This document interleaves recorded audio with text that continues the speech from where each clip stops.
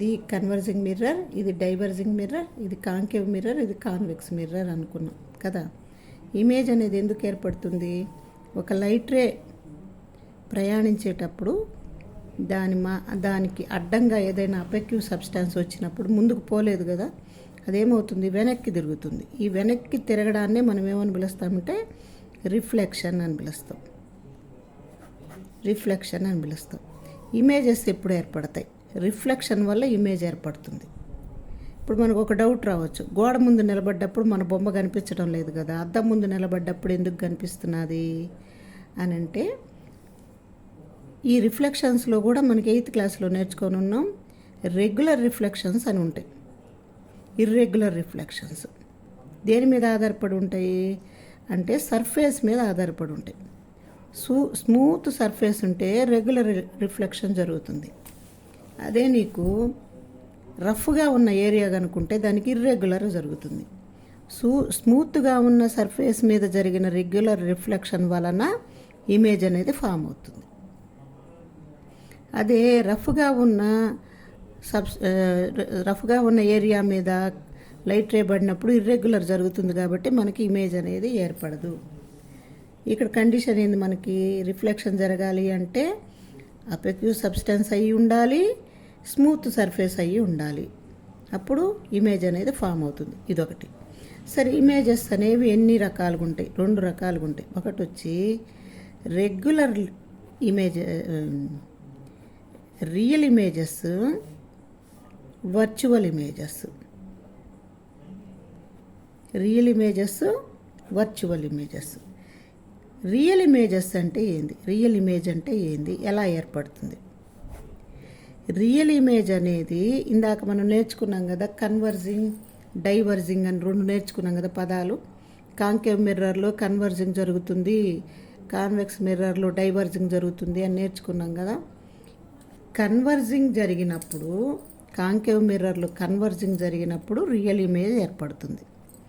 Real image ఏర్పడాలి అంటే ఖచ్చితంగా లైట్ రేస్ కన్వర్జింగ్ జరగాలి. లైట్ రేస్ కన్వర్జింగ్ జరిగితేనే రియల్ ఇమేజ్ ఏర్పడుతుంది. ఒకటో పాయింట్ గుర్తుపెట్టుకోండి. రియల్ ఇమేజ్ ఎప్పుడు ఏర్పడుతుంది అంటే లైట్ రేస్ కన్వర్జింగ్ జరిగినప్పుడు రియల్ ఇమేజ్ ఏర్పడుతుంది. ఇప్పుడు మనకేం అర్థమవుతున్నది? కాంకేవ్ మిర్రర్లో కన్వర్జింగ్ జరుగుతుంది కాబట్టి కాంకేవ్ మిర్రర్లో ఏర్పడే ఇమేజెస్ రియల్ ఇమేజెస్ అంటారు. తర్వాత వర్చువల్ ఇమేజ్ అంటే ఏంది? వర్చువల్ ఇమేజ్ అంటే లైట్ రేస్ డైవర్జింగ్ జరిగినప్పుడు వర్చువల్ ఇమేజ్ ఏర్పడుతుంది. లైట్ రేసు ఇట్లా స్కాటర్ అవుతాయి చూడు, బయటకు వస్తున్నట్టు కనపడుతుంటాయి, అటువంటప్పుడు నీకు వర్చువల్ ఇమేజ్ ఏర్పడుతుంది. దేంట్లో ఏర్పడుతుంది?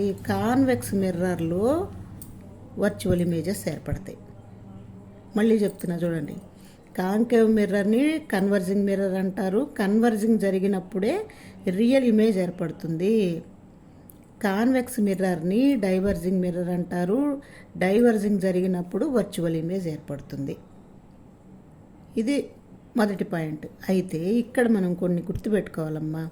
కాంకేవ్ మిర్రర్లో కన్వర్జింగ్తో పాటు అంటే రియల్ ఇమేజ్తో పాటు వర్చువల్ ఇమేజ్ కూడా ఒకానొక సందర్భంలో ఏర్పడుతుంది. అంటే లైట్ రేస్ డైవర్స్ అవుతాయి ఒకే ఒక సందర్భంలో. అది చెప్పుకుందాం, మనకు వస్తుంది లెసన్లో. అంటే కాంకేవ్ మిర్రరు రియల్ ఇమేజ్ని ఏర్పరుస్తుంది, వర్చువల్ ఇమేజ్ని ఏర్పరుస్తుంది, రెండింటిని ఏర్పరుస్తుంది కాంకేవ్ మిర్రర్. అదే కాన్వెక్స్ మిర్రర్ ఓన్లీ వర్చువల్ ఇమేజెస్నే ఏర్పరుస్తుంది, అంతే. ఎట్టి పరిస్థితుల్లో రియల్ ఇమేజ్ ఏర్పడదు దేంట్లో కాన్వెక్స్ మిర్రర్లు. సరే, ఇంకా ఏమేమి లక్షణాలు రియల్ ఇమేజ్ని ఇంకా ఏమేమి అనుకుంటాము అంటే, రియల్ ఇమేజ్ ఇప్పుడు కాంకేవ్ గురించి చెప్తున్నాం కదా. కాంకేవ్ మిర్రర్లో నీకు ఇక్కడ ఫోకస్ ఏర్పడుతుంది, ఇది సెంటర్ ఆఫ్ కర్వేచర్ పోల్ అనుకున్నాం కదా.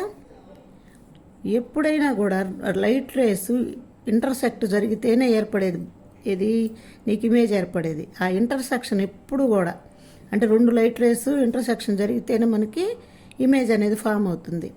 ఎప్పుడైనా ఈ కాన్వెక్స్ మిర్రర్లో ఎప్పుడైనా కూడా ఇమేజ్ అనేది అంటే రియల్ ఇమేజ్ అనేది ఎక్కడ ఏర్పడుతుందంటే ఈ మిర్రర్కి ముందు ఏర్పడుతుంది.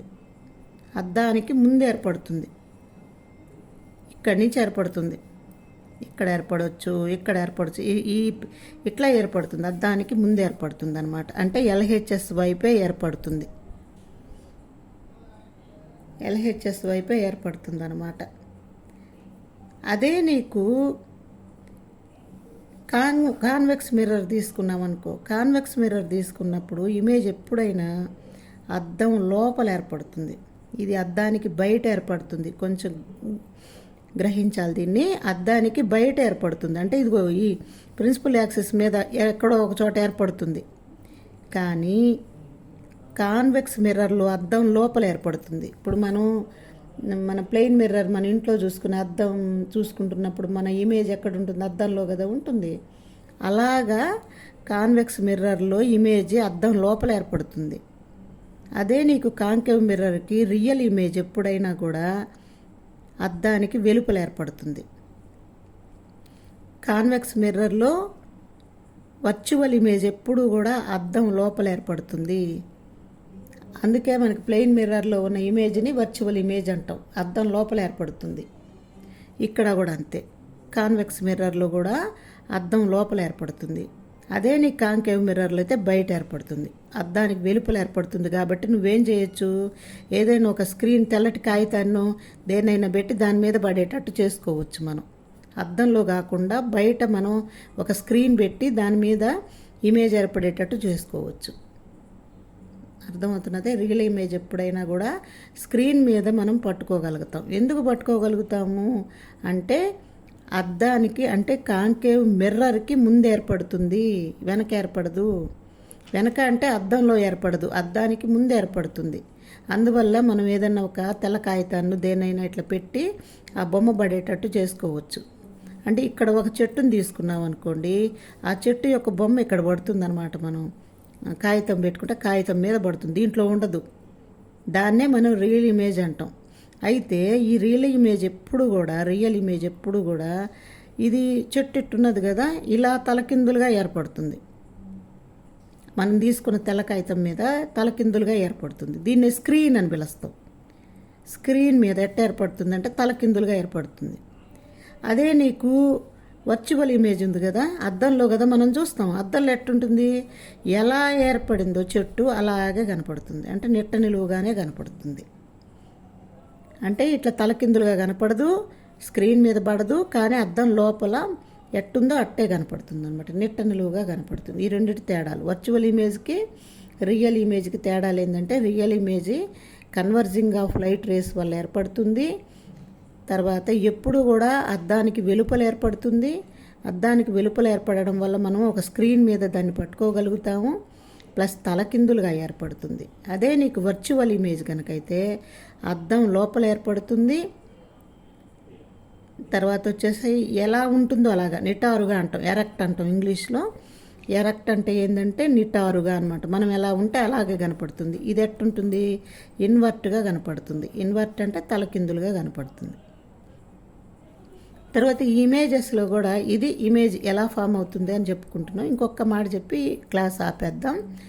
ఇంకోటి ఏంటంటే, ఒక్కొక్క సందర్భంలో మనం ప్లేస్ని బట్టి, మనం పెట్టే ఆబ్జెక్ట్ ప్లేస్ని బట్టి ఇమేజ్ సైజ్ అనేది ఆధారపడి ఉంటుంది. ఈ ఇమేజ్ సైజు చిన్నదనుకోండి, అంటే ఆబ్జెక్ట్ కన్నా చిన్నదనుకోండి, వస్తువు కంటే చిన్నదనుకోండి, ఆ పదాన్ని మనం డిమినిష్డ్ అని పిలుస్తాం.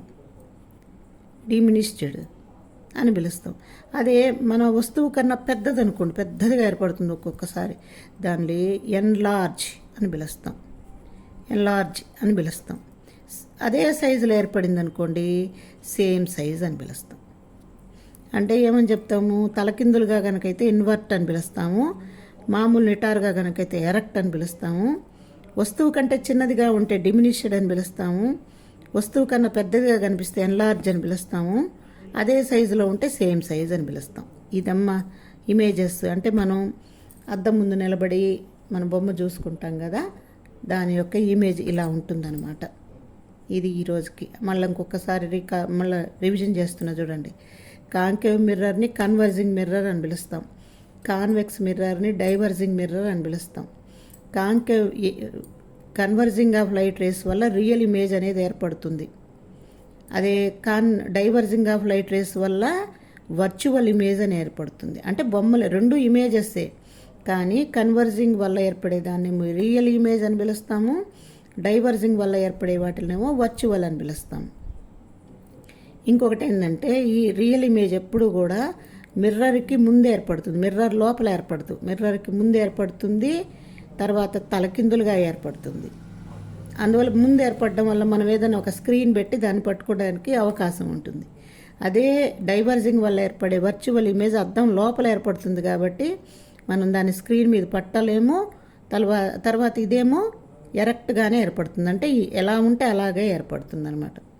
తర్వాత కొన్ని పదాలు ఏం నేర్చుకున్నాము, వస్తువు కంటే కనుక ఇమేజ్ చిన్నదిగా ఉంటే డిమినిష్డ్ ఇమేజ్ అంటాం, వస్తువు కన్నా పెద్దదిగా ఉంటే ఎన్లార్జ్డ్ ఇమేజ్ అంటాం, సేమ్ సైజులో ఉంటే సేమ్ సైజ్ ఇమేజ్ అని పిలుస్తాం. అది ఓకే.